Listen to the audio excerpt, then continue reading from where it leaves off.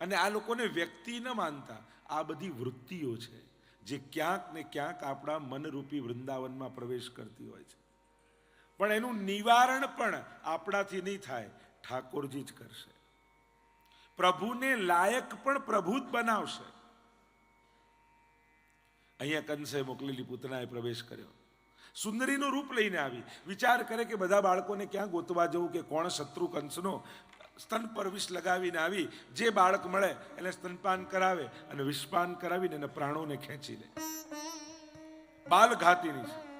બાળકોને મારતી મારતી વ્રજમાં પરિભ્રમણ કરવા લાગી. સમાચાર મળ્યા કે નંદ બાબાને ત્યાં પણ બાળક થયું છે. આવી દ્વાર પર અવિદ્યા સુંદરીનું રૂપ લઈને આવી. અને એટલા માટે અવિદ્યાથી સાવધાન રહેવું. કોઈ ખરાબ હોય, ચોખ્ખા દેખાય, એનો ખતરો નથી, પણ સારા બનીને ખરાબ લોકો પ્રવેશે ને એ વધારે ખતરનાક છે. રાવણ હોય સમાજમાં, એનો કોઈ વાંધો નથી, કારણ કે બધા છતાં છે. ડર તો મંથરાઓનો હોય છે, કારણ કે ઘરમાં જ કોઈ ને કોઈ રૂપે પ્રવેશેલી હોય છે, અને ક્યારે પોતાની વૃત્તિઓ પ્રવેશાઈ જાય અને દુર્વિચાર આપી જાય, ખતરો તો એનો છે. માણસ ઓળખી તો એને નથી શકતો. જે સીધો ખરાબ વ્યક્તિ છે, વિરોધી છે, દ્વેષી છે, દુશ્મન છે, એ તો આંખથી દેખાઈ જાય. એના ખતરા ન હોય, એનાથી તો સાવધાન રહી શકાય. પણ સ્વજન બનીને જે બગાડવા આવે ને, ખતરા તો એનાથી હોય છે. સાવધાન એનાથી રહેવાનું. એ કોઈ પણ વેશમાં હોય. અત્યારના સમયમાં અપશબ્દો બોલતા બોલતા લોકો છેતરવા નહીં આવે, શ્લોકો ગાતા ગાતા છેતરવા આવશે. અને એટલા માટે આપણે જ આપણી જાતને, આપણી ભક્તિને, આપણી શ્રદ્ધાને, આપણા અધ્યાત્મને એક પથ ઉપર પકડી રાખવું બહુ જરૂરી છે. જો ભટક્યા તો લોકો તમને ભટકાવી દેશે. ઊંડાણ મહત્વનું છે વૈષ્ણવો, વિસ્તાર નહીં. ઘણીવાર લોકો ભક્તિના, અધ્યાત્મના એટલા વિસ્તાર, અહીંયા જઈએ, અહીંયા કરી લઉં, આ પણ લઈ લઉં, પેલું લઈ લઉં, અને હવે તો ફેસબુક ને ઇન્સ્ટા પર જોઈને આ મંદિરનું બહુ છે એટલે પાછો ત્યાં દોડે, પછી કે આ મંદિરનું બહુ છે, પછી ત્યાં દોડે. અને એટલા માટે ગ્રંથો વાંચો. ઇન્સ્ટા અને ફેસબુક મનોરંજન માટે બરાબર છે, એને કારણે ક્યારે પણ પોતાની ભક્તિમાં પરિવર્તન નહીં કરવું, પોતાના સેવા ક્રમમાં પરિવર્તન નહીં કરવું, પોતાની શ્રદ્ધાને વિખેરી નહીં. હશે, દુનિયામાં બધા મહાન છે, પણ મારા શ્રીનાથજી કરતા કોણ મોટું છે, જે મને માથે પધરાવી? એનાથી વધારે મને કોણ આપી દેવાનું છે? મારા મહાપ્રભુજી કરતા શિરમોર કોણ છે? પોતાની શ્રદ્ધા ઉપર ગૌરવ નહીં હોય ને, તો સમાજ તમારી શ્રદ્ધાથી તમને ભટકાવી દેશે. તમે જ્યાં નિષ્ઠા રાખી છે, શ્રદ્ધા રાખી છે, એના પર ગૌરવ રાખતા શીખો. કે દુનિયા ગમે તેટલું આપી દે, પણ મારે જોઈએ છે આના હાથે. ભલે એક કણિકા આપે, પણ એ કણિકા મારે શ્રીનાથજીના હાથે જોઈએ છે. આ નિષ્ઠા જ્યારે જાગશે ને, તો ઠાકોરજી આપેલા અનાજના દાણા પણ રત્નો બની જશે. પેલી ફલવાળી બાઈનો પ્રસંગ આવે છે ને, કે ઠાકોરજી અનાજના દાણા આપ્યા, ઘરે જઈને જોયું તો રત્નો બની ગયા. આ શ્રદ્ધા ચમત્કાર કરે છે. અને એટલા માટે મોટો ભગવાન ક્યાં મળશે એના માટે ભટકો નહીં. તમારે શ્રદ્ધાને મોટી કરો, તમારો લાલન પણ મોટી કૃપા કરશે. આ નાનકડા લાલન બિરાજે છે ને, એ મોટા જ છે. પણ આપણે તો સાઈઝ, અહીંયા આટલા મોટા ભગવાન, અહીંયા આટલી મોટી સાઈઝ, અહીંયા તો ભગવાનની સાઈઝથી કૃપા મોટી થાય એવું નથી હોતું. વિવેક રાખવાની જરૂર છે. ક્યાંક આપણી શ્રદ્ધાનો કોઈ દુરુપયોગ અથવા ભટકીને જાય આપણી શ્રદ્ધા, એને દિશા રહે, એ બહુ જ જરૂરી છે. એનું ઊંડાણ વધારવાની જરૂર છે. પૂતના અવિદ્યા રૂપે આવી. મહાપ્રભુજી કહે અવિદ્યા પૂતના. આ પૂતના છે ને અવિદ્યા છે, અને એના 5 પર્વ છે: દેહાધ્યાસ, પ્રાણાધ્યાસ, ઇન્દ્રિયાધ્યાસ, અંતઃકરણાધ્યાસ અને સ્વરૂપ વિસ્મૃતિ. જ્યાં સુધી આ 5 અધ્યાસ છે, ત્યાં સુધી રાસનો અધિકાર નથી મળતો. તો અધ્યાસથી જીવ મુક્ત કઈ રીતે થાય? તો કે જીવ તો ન થઈ શકે, તો ભગવાન મુક્ત કરશે. એટલે કે આ એક અસુરો આવશે ને, એ અસુરો નથી, ભક્તોની અંદર રહેલી આસુરી વૃત્તિઓ છે. અને ભગવાન અસુરોને નહીં મારે, આ આસુરી વૃત્તિઓને મારશે. અને તમારે પણ કથા સાંભળતા હો ત્યારે એમ નહીં સમજવું કે વ્રજમાં પૂતના મરી, સાંભળો પૂતના મરી તો તમારે ભાવ એ કરો કે મારા હૃદયમાં રહેલા વ્રજમાં આવેલી અવિદ્યાનો ભગવાને નાશ કરી દીધો. ધેનુકાસુર મર્યો જ્યારે એમ કથામાં સાંભળો ત્યારે મનમાં ભાવ્યો મારો દેહાધ્યાસ ગયો.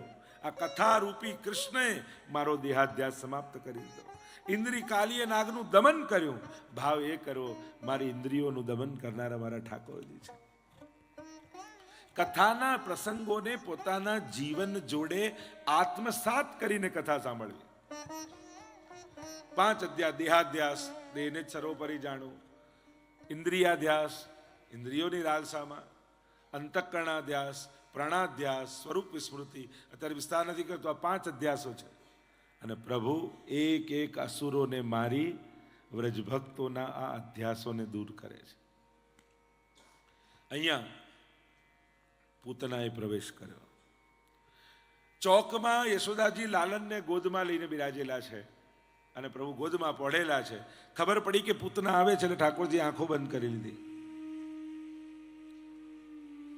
ઘણા ઘણા અર્થો એના કરે. એક અર્થ એમ કર્યો આ બાલ ઘાતીની છે, આનું મુખ જોવા જેવું નથી. ઘણાના ચહેરા જ જોવા જેવા નથી હોતા, કારણ કે એ જુઓ ને તોય તમને એમ થાય કે આજે કંઈક અપશુકન થશે. જો કે એક ભક્તે એવું પ્રતિજ્ઞા, એવું વચન, નિયમ લીધો કે રોજ સવારે મંદિરે જઈને ઠાકોરજીનું મુખ જોઈને પછી જ કામ કરવું એટલે દિવસ સારો જાય. અઠવાડિયું ગયો તો 8મા દિવસે ઠાકોરજી પીઠ દઈને બેઠા હતા. તમારું મુખ જોઈને મારો દિવસ સારો જાય એટલે આવું છું, આ મૂંધા થઈને કેમ બેઠા છો? ઠાકોરજી કે મારે દિવસ સુધારવો હોય કે નહીં? આ રોજ તારું જોઉં છું, મારું શું થાય છે? મૂળ વાત એ છે, ઘણા કાયમ રડતા ને રડતા જ બધું જ હોય, પણ બસ અભાવ યા અવ્યવસ્થાને કારણે કાયમ ફરિયાદો જ હોય એના ચહેરા. ઘણા કાયમ દુઃખીના દુઃખી જ દેખાય. અને ઘણાનું ભાગ્ય એવો, ઘરમાં 4 ગાડી હોય પણ એને જોઈતી હોય ત્યારે ઘરમાં એકે ના હોય. વ્યવસ્થા ભગવાને બધી આપી હોય પણ એનું ભાગ્ય જ ના હોય. પ્રભુ કે મુખ જોવા જેવું નથી. એક અર્થ એમ કર્યો, અવિદ્યા છે અને પ્રભુની દ્રષ્ટિમાં જ્ઞાન છે. જો જ્ઞાન અવિદ્યા પર પડે તો ત્યાં જ એનો નાશ થઈ જાય, તો પૂતનાવધની લીલા ન થાય. એક અર્થ એમ કર્યો કે આ તો પુષ્ટિ પુરુષોત્તમ છે અને પ્રભુ વિચાર કરે છે પુષ્ટિ પુરુષોત્તમ બનીને આવ્યો છું એટલે દોષ દર્શન નહીં કરું, ગુણ ગ્રહણ જ કરીશ. પયપાન કરાવવું એ ગુણ છે, વિષ લગાવવું એ દોષ છે. મારે કોઈના દોષ જોવા નથી, મારે તો કૃપા જ કરવી છે. અને આ જ નિયમ લઈને તમારા ઘરે ઠાકોરજી બિરાજ્યા છે. આપણે જે ડરીએ છીએ ને, દોષ થઈ જાય ને અપરાધ થઈ જાય, દોષ થઈ જાય ને અપરાધ થઈ જાય. પ્રભુ કે બ્રહ્મ સંબંધ સમય તને કહ્યું હતું તારા દોષો સામે નહીં જોઉં. આપણે ડગલે ને પગલે દરેક ઘટનાઓમાં પ્રભુનો વાંક કાઢીએ છીએ. પ્રભુએ જો આમ કરવું તું નામ કર્યું, મારે આ જોઈતું તું નાવું અપાયું. કાયમ ઠાકોરજીની ફરિયાદ કરીએ ને. તમે માટીનો ઘડો લેવા જાઓ, માટલું, તો માટલા પર ટકોરો મારો કે કુંભારના માથે મારો? આપણે બધા કુંભારના માથે, ભગવાનના. જો તું સાચો હોય તો હું તો સાચો જ છું, તું ખોટો છું. ભગવાનની સત્યતાની વારે વારે પરીક્ષા કરે એનાથી મોટો ખોટો કોણ હોય? અહીંયા અનેક પ્રકારના અર્થો કર્યા છે. ઠાકોરજી આંખ બંધ કરીને વિચાર કરે છે, આના મનમાં મારવાનો ભાવ છે પણ આની ક્રિયા તો માં જેવી છે. આને મનના વિચાર પ્રમાણે એનું ફળ આપવું કે કર્મના પ્રમાણે એનું ફળ આપવું?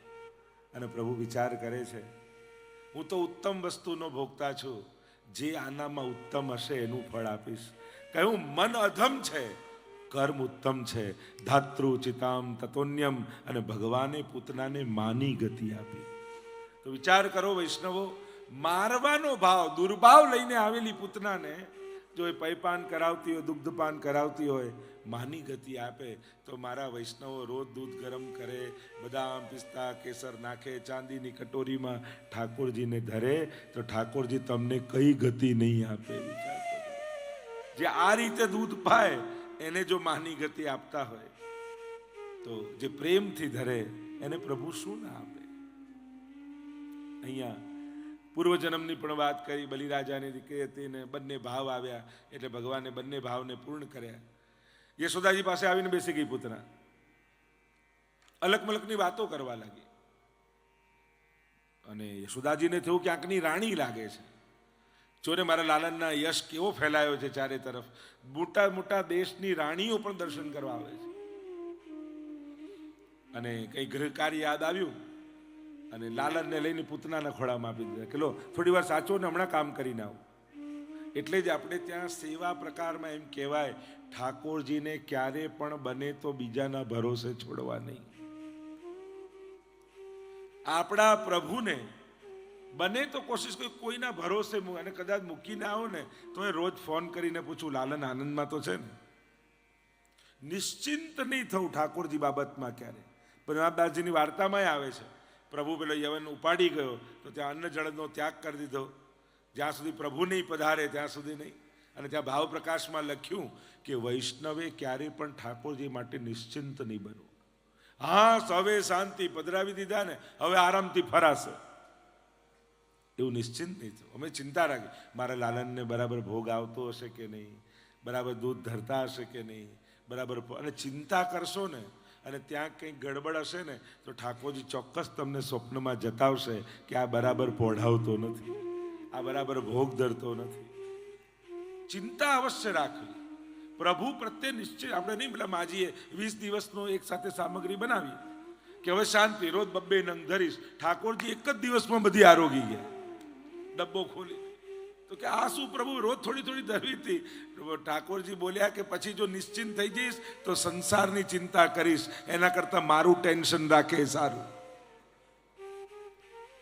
પ્રભુની સંસારના ચિંતન કરતા પ્રભુની ચિંતા સારી. કોઈ પણ ભાવે કેન્દ્રમાં ભગવાન હોય તો એ ઉદ્ધારક જ છે. એ ચિંતા પણ ઉદ્ધારક છે, કારણ કે તમે ઠાકોરજીની ચિંતા કરી રહ્યા છો. એટલે આપણે ત્યાં વિવેક છે. યશોદાજી ગયા અને પૂતનાના ગોદમાં મળ્યા. પૂતનાને જોઈતો તો મોકો મળ્યો, પ્રભુને સ્તનપાન કરાવવા લાગી. અને પ્રભુ તો કે જે ભાવે જે કાંઈ પણ ધરે હું તો ગ્રહણ કરું છું. અને પ્રભુ પ્રાણોના આકર્ષણ કરવા લાગ્યા. સા મુંચ મુંચિતિ પ્રભાષણી, છોડ છોડ કરીને બૂમો પાડવા લાગી. વિકરાળ બની. વિપત્તિ આવે ને ત્યારે બધા પોતાના મૂળ રૂપમાં પ્રગટ થઈ જાય. અનુકૂળતામાં બધા જ સારા થઈને ફરતા હોઈએ, પણ માણસ વિપરીત સંજોગોમાં કેવો રહી શકે છે એના પરથી ખબર પડે કે આ ખરેખર કેવો છે. આણે સત્સંગ પચાયો છે કે નહીં, આણે જીવનમાં ઉતાર્યું છે કે નહીં. કે જીવનમાં જ્યારે સાવ વિપરીત સંજોગો તમને લાગે અને એવા સમયે પણ જે વિવેક સાચવી શકે ને એ જ સાચો વિવેકી વ્યક્તિ છે. વિવેકના કેટલા ગુણો બતાવ્યા મહાપ્રભુએ, 9 લક્ષણો બતાવ્યા છે. અહીંયા વિકરાળ રૂપ ધર્યું, 6 કોસ લાંબી થઈ, વૃક્ષો એની પર પડ્યા, મોટો અવાજ થયો. દોડતા યશોદાજી આવ્યા, લાલનને ગોદમાં લઈ લીધા. પૂતનાનો અગ્નિ સંસ્કાર વ્રજવાસીઓએ કર્યો. પૂતના બળી તો ખરી પણ ચંદનની સુગંધ નીકળી. પ્રભુનો સ્પર્શ થયો એ સુગંધિત થઈ જાય. વિચાર કરો, મારવાના ભાવે આવેલી પૂતનાને પણ સ્પર્શ કરવાથી ઉદ્ધાર થયો. તો રોજ ઠાકોરજીને જે ગોદમાં લઈને શૃંગાર ધરતા હોય એને ઠાકોરજી સુગંધથી ન ભરી દે, એના પર કૃપા ન કરે. તમારા ઉદ્ધારમાં કોઈ શંકા નથી, કારણ રોજ તમને પ્રભુનો સ્પર્શ મળે છે. એકવાર સ્પર્શ કર્યો તોય ઉદ્ધાર થયો, તો રોજ જે ચરણ સ્પર્શ કરે એના ઉદ્ધારમાં શું શંકા રહે. પૂતના મળી છે, કહ્યું કે અવિદ્યાનો નાશ. પ્રભુએ કૃપા કરી પણ દ્રષ્ટિ ના આપી, સ્પર્શ આપ્યો. એટલે કહે કે પ્રભુની દ્રષ્ટિમાં તો અમૃત છે. ગોપીજનો ગોપી ગીતમાં કહે છે, શરદુદાશય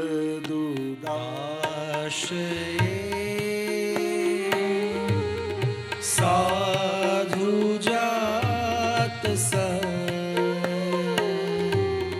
સરસી જોદર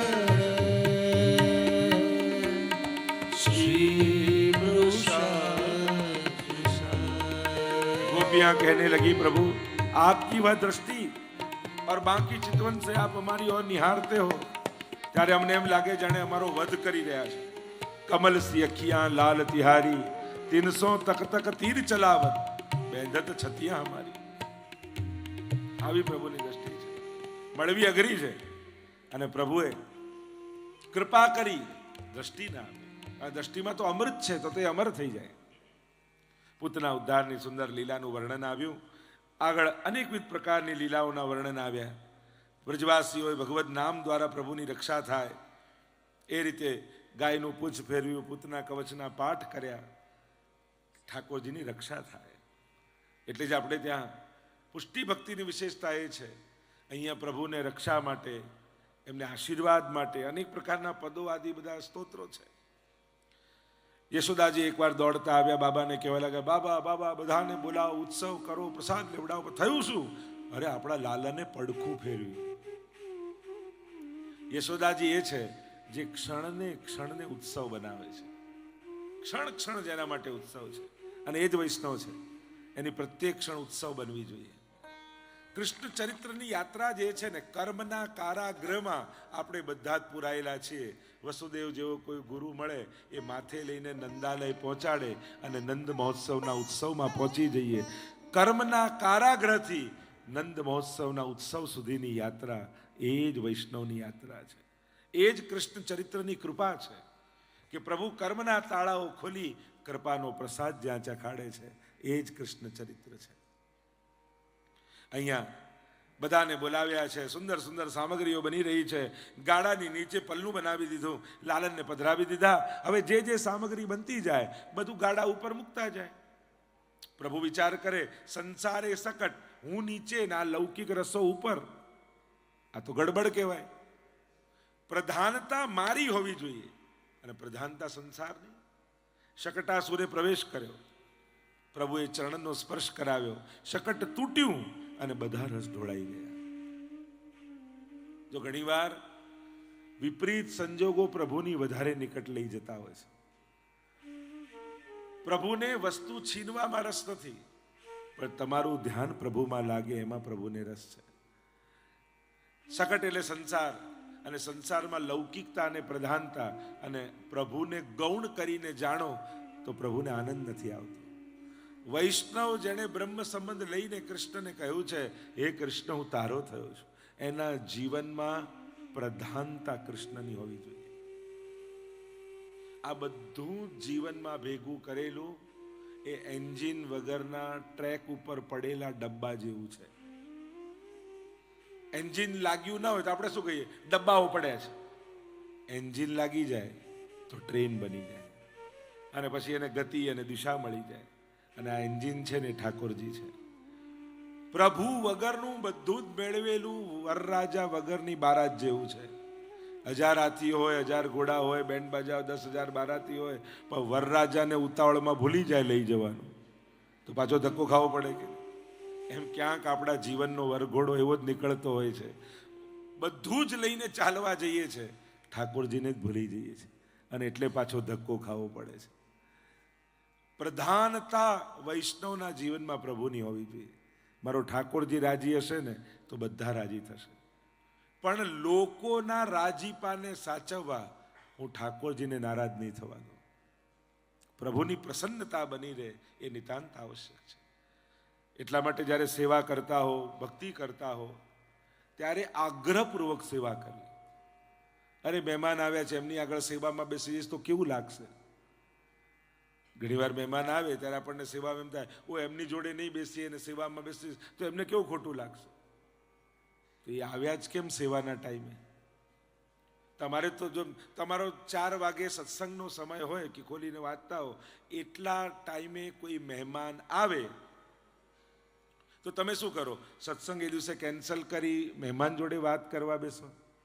યા મહેમાનને એવું કહો, બહુ સારા ટાઈમે તમે આવ્યા. નહીં તો ઘણી વાર એમ થાય, આ ક્યાં આ ટાઈમે આવ્યા? એવું નહીં કેવું, નેગેટિવ નહીં થવું, રાજી થવું. અરે તમે બહુ સારા સમય આવ્યા, સત્સંગનો જ સમય છે, આવો આવો આપણે બેસીને પહેલા સત્સંગ કરીએ પછી વાતો કરીશ. ભગવદી હશે તો કાયમ એ જ ટાઈમે આવશે. લૌકિક હશે આ ટાઈમે તો આના ઘરે જવાય જ નહીં, તો હમણાં કથા કરવા બેસાડી દેશે. પણ આપણો સત્સંગની સમય ચૂકવો નહીં. જો એને ભાવ હશે તો એ હંમેશા વિચારે આના ઘરે જવું તો 4 વાગે જ જવું, એનો સત્સંગનો ટાઈમ હોય તો એની જોડે આપણને પણ સત્સંગ કરવા મળે. અને સાવ લૌકિક હશે તો ટાળશે. એટલે કે એકવાર સત્સંગ કરવા બેસાડશો ને બીજી વાર એ ટાઈમે આવશે જ નહીં, એટલે તમારે શાંતિ. એમ સેવામાં કોઈ આવ્યું તો ચલો ને અપરસ કરી લો ને, આવો ને આપણે સેવામાં જતા રહીએ. જો અભાવ વાળો હશે ને આ ટાઈમે આને ત્યાં ના જવાય, નહીં તો આપણને નવડાઈને અપરસમાં લઈ જશે. અને ભાવવાળો હશે તો કે રંચક આપણને પણ સેવાની કોઈ તક મળી જશે. તો આપમેળે પછી નક્કી થઈ જશે તમારા જીવનમાં પણ કે તમારા સેવાના સમય એ જ લોકો આવશે જે ભાવવાળા હોય, અને જેને અભાવ છે એ હંમેશા લૌકિક સમય આવશે, પછી અલૌકિક ટાઈમે નહીં આવે. અને એટલા માટે આપણો આગ્રહ જ આપણી વ્યવસ્થાઓ ગોઠવી દેતો હોય છે. પણ આપણે શિથિલ રહીએ ને, ચલો આવ્યા છે ને આજે જવા દો ને, આજે અમને સાચવી લઈએ, પછી લોકો તમને બદલ્યા જ કરશે. એકવાર પોતાને બદલવા તૈયાર થયા તો સંસાર તમને ફેરવ્યા જ કરશે.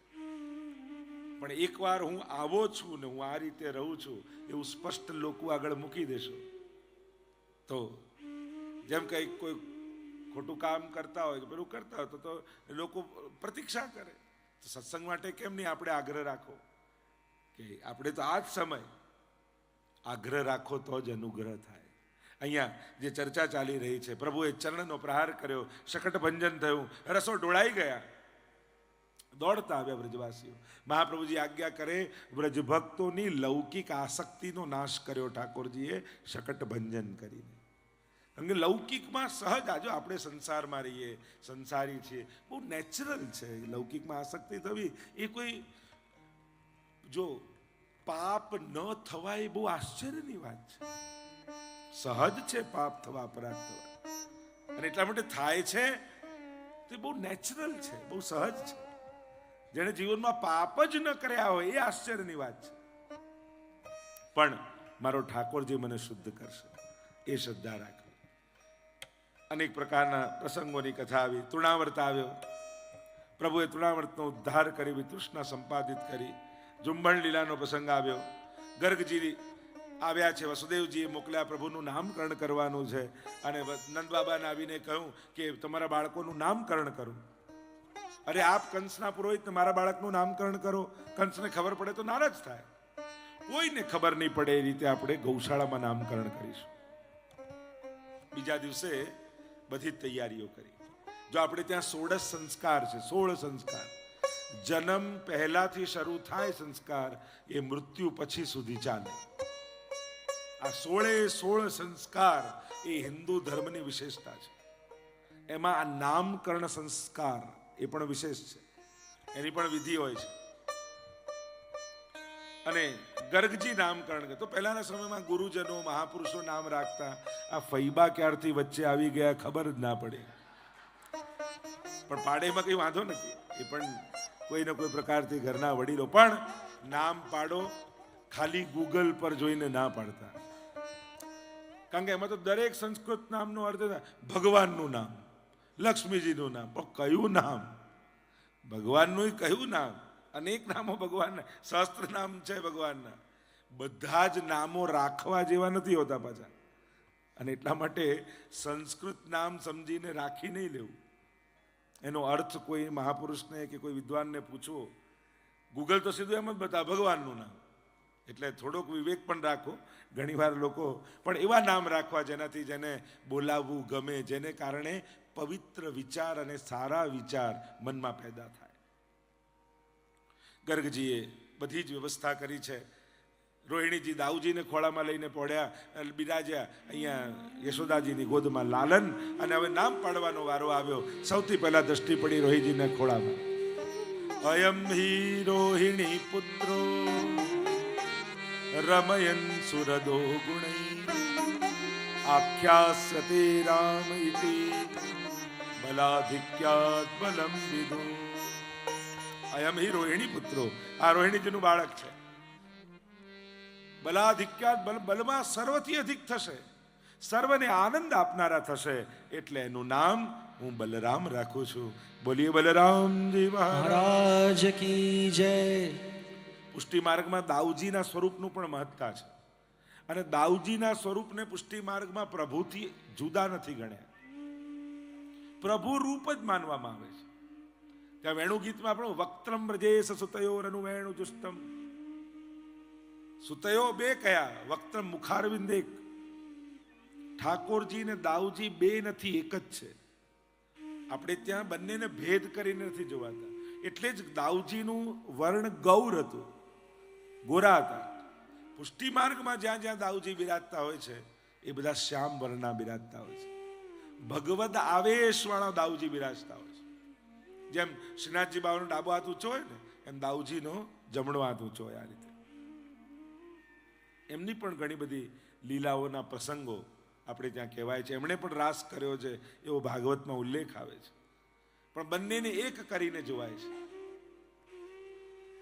દાઉજીનું નામ હવે દ્રષ્ટિ પડી પ્રભુ તરફ, અને જ્યાં ઠાકોરજીને જોયા મોટા મોટા નેત્રોથી ગર્ગજીની સામે કૃપા દ્રષ્ટિ કરવા લાગ્યા. અને ગર્ગજી તો જોઈને જ સમજી ગયા અને બોલ્યા, આનું નામ હું શું રાખું? બહુની સંતિ નામાની રૂપાણી ચ સુતસ્ય તે ગુણકર્માનુરૂપાણી તાન્યહમ વેદનો જના. આના તો અનેક નામ છે. દરેક યુગમાં જુદા જુદા રૂપ લઈને આવે છે. પણ આને જોતા જ મારું મન આની તરફ ખેંચાઈ રહ્યું છે. કરસતી એટલે એનું નામ રાખું છું હું કૃષ્ણ. બોલીએ કૃષ્ણ કનૈયા લાલ કી જય. અને આ કૃષ્ણ નામ કેવલ ગર્ગજીએ પાડેલું છે એમ નથી. કૃષ્ણ તાપની ઉપનિષદમાં કૃષ્ણ શબ્દની વ્યાખ્યા આપવામાં આવી છે. રામ, કૃષ્ણ આ બધા નામો કથામાં આવે તો પછી નહીં, પણ આ તો અનાદિ નામો છે, ઈશ્વરના શાશ્વત નામો છે. કૃષિર્ભુવાચકો શબ્દ ણશ્ચ નિવૃત્તિવાચક તયો રૈક્ય પરબ્રહ્મ કૃષ્ણત્ય વિધીયતે. આ બધા શાશ્વત છે. કૃષ્ણ નામ કરણ થયું. હવે લાલન ધીમે ધીમે મોટા થવા લાગ્યા. સખાઓની ટોળી મળી ગઈ. સરખે સરખા સખાઓ મળ્યા. ટોળી બનાવી. ટોળીનો એક જ નિયમ, જે મળે વાટીને ખાવાનું.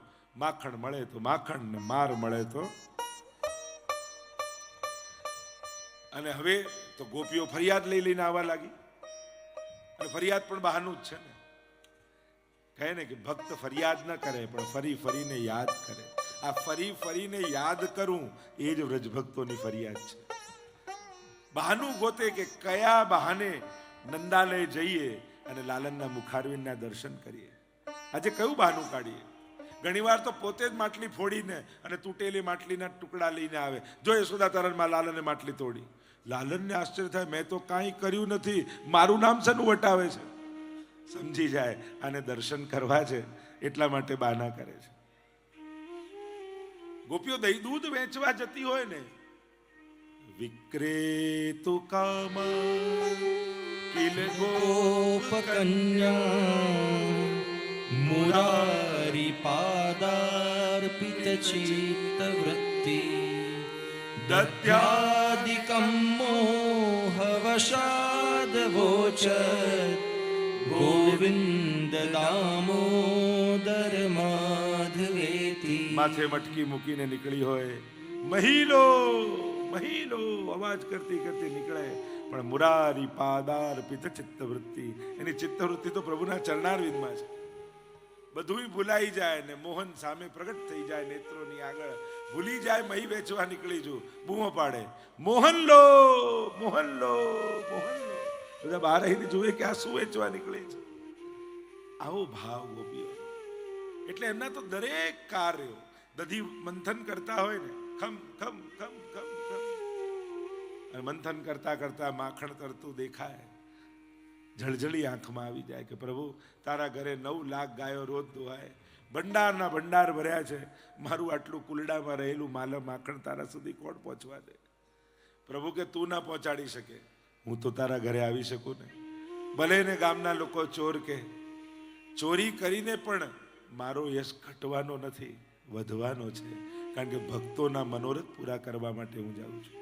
હું ચોરી નથી કરતો, ભક્તોના આમંત્રણને માન આપી એના મનોરથોને પૂરા કરું છું.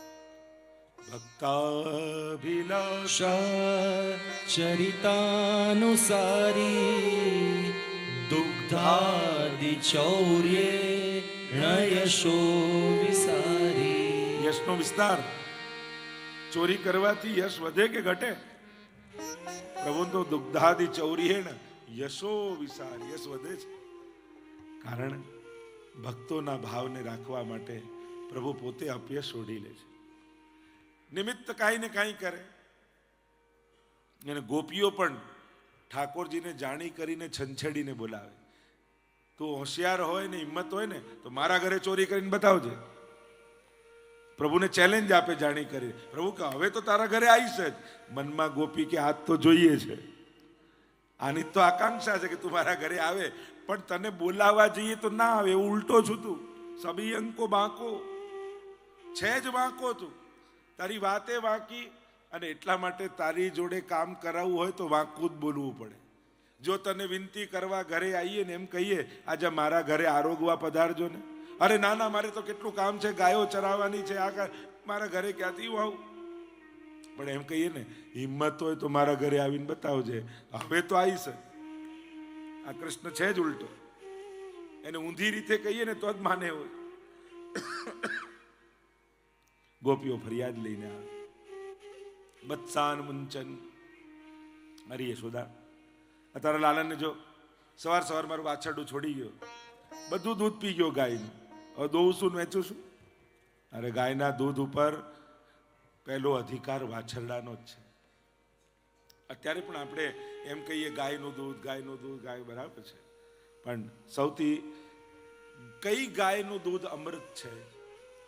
જ્યાં ગાય સુખી હોય, વાછરડું સુખી હોય અને ગોપાળ સુખી હોય, એ જ ગાયનું દૂધ અમૃત છે.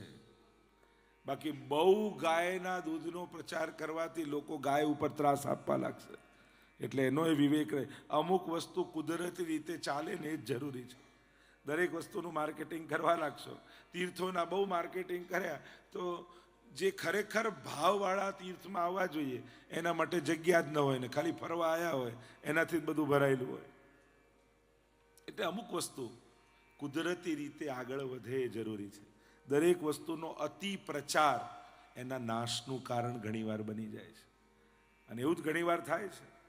એટલા માટે અમુક વસ્તુઓને બાકાત રાખવી જોઈએ કે દરેક વસ્તુઓને તમે જ્યારે એ કરવા લાગો છો ત્યારે ફરવાની દુનિયામાં કેટલી બધી જગ્યાઓ, ઘણી બધી. જેને ફરવા જ જવું છે એની માટે હજારો જગ્યાઓ છે. તીર્થોને ભક્તો માટે રહેવા દો. તીર્થોને જેને પાપનો નાશ કરી ભગવત પ્રાપ્તિ કરી છે એવા આધ્યાત્મિક લોકો માટે રહેવા દો કે ત્યાં આવી એ ભગવાનની અનુભૂતિ કરી શકે. અને તો જ એ તીર્થોની પવિત્રતા જળવાશે. પણ સંસારનો પ્રવાહ છે, ચાલે છે. અહીંયા કહ્યું કે જો, અને પાછો એવો ઉદંડી છે તારો બાળક. અરે પણ ગાયને બાછડાને બાંધીને રાખવું જોઈએ. વત્સાન મુંચન ક્વચિત સમય ક્રોશ સંજાતા હસન. પાછો ચોરી કરતા શીખી ગયો છે. છીકા પર માખણને લટકાવી ઉપર ચડીને તોડીને બધું લઈ લે.